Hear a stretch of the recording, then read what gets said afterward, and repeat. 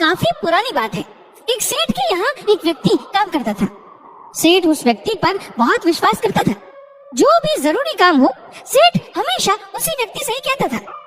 वो व्यक्ति भगवान का बहुत बड़ा भक्त था। वह सदा भगवान के चिंतन, भजन, सत्संग आदि का लाभ लेता रहता था। एक दिन उसने सेठ से श्री जगन्नाथ धाम यात्रा करने के लिए कुछ दिन की छुट्टी मांगी। सेठ ने उसे छुट्टी देते हुए कहा, भाई मैं तो हूँ संसारी आदमी, हमेशा व्यापार के काम में व्यस्त रहता हूँ, जिसके कारण कभी तीर्थ गमन का लाभ नहीं ले पाता। तुम जा ही रहे हो तो ये लो 100 रुपए मेरी ओर से श्री जगन्नाथ प्रभु के चरणों में समर्पित कर देना। भक्त सेठ से 100 रुपए लेकर श्री जगन्नाथ धाम यात्रा पर निकल गया। कई दिन की पैदल यात्रा करने के बाद वह श्री जगन्नाथपुरी पहुंचा।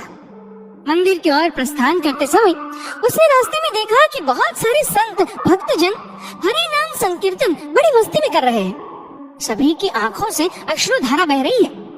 जोर जोर से हरि बोल गूंज रहा है। संकीर्तन में बहुत आनंद आ रहा था। भक्त भी वहीं रुककर हरि नाम संकीर्तन का आनंद लेने लगा। फिर उसने देखा कि संकीर्तन करने वाले भक्तजन इतनी देर से संकीर्तन करने के कारण उनके होंठ सूखे हुए हैं। वह देखने में कुछ भूखे भी प्रतीत हो रहे हैं। उसने सोचा क्यों ना सेठ के 100 रुपए से इन भक्तों को भोजन करा दूं। उसने उन सभी को उन 100 रुपए में से भोजन की व्यवस्था कर दी। सबको भोजन कराने में उसे कुल 98 रुपए खर्च करने पड़े। उसके पास 2 रुपए बच गए। उसने सोचा चलो अच्छा हुआ, 2 रुपए जगन्नाथ जी के चरणों में सेठ के नाम से चढ़ा दूंगा। जब सेठ पूछेगा तो मैं कहूँगा पैसे चढ़ा दिए। सेठ ये तो नहीं कहेगा 100 रुपए चढ़ाए। सेठ पूछेगा पैसे चढ़ा दिए, मैं बोल दूंगा कि पैसे चढ़ा दिए। झूठ भी नहीं बोलना होगा और काम भी हो जाएगा। भक्त ने श्री जगन्नाथ जी के दर्शन के लिए मंदिर में प्रवेश किया। श्री जगन्नाथ जी की छवि को निहारते हुए अपने हृदय में उनको विराजमान कराया। अंत में उसने सेठ के 2 रुपए श्री जगन्नाथ जी के चरणों में चढ़ा दिए और बोला, ये 2 रुपए सेठ ने भेजे हैं। उसी रात सेठ के पास स्वप्न में श्री जगन्नाथ जी आए, आशीर्वाद दिया और बोले, सेठ तुम्हारे 98 रुपए मुझे मिल गए हैं। ये कहकर श्री जगन्नाथ जी अंतर्ध्यान हो गए।